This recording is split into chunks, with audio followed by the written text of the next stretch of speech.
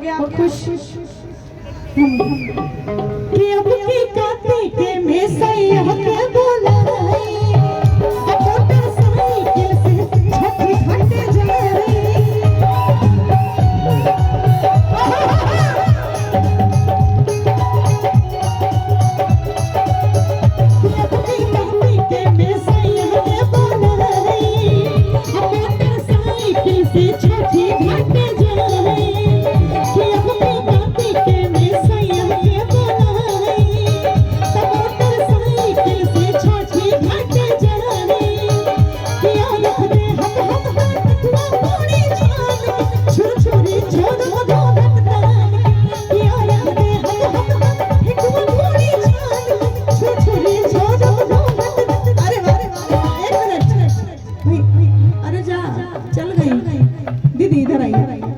इतना सुंदर गिफ्ट है। देखिए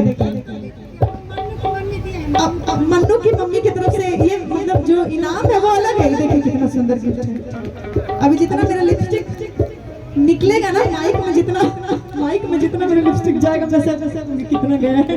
और इसमें साइज से बहुत सही है मेरे लिए। देखिए तो ऐसा ही कुछ गिफ्ट आप लोग भी खरीद के लिए आइए छोटा छोटा, लेकिन अभी नहीं मिलेगा, सॉरी ले आएंगे आप। बहुत जी थैंक यू जी। आइए आइए आइए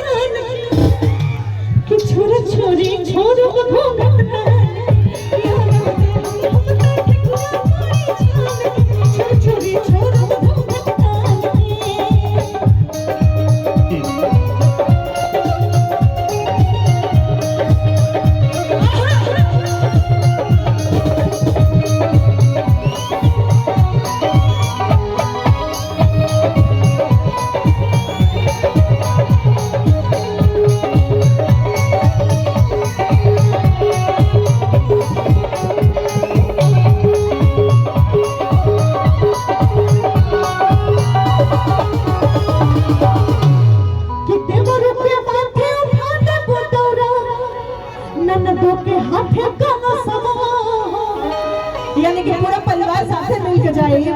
कितने बड़ों के माथे उठाते पटौरा, ननदों के हाथे काला सवा हो, सासू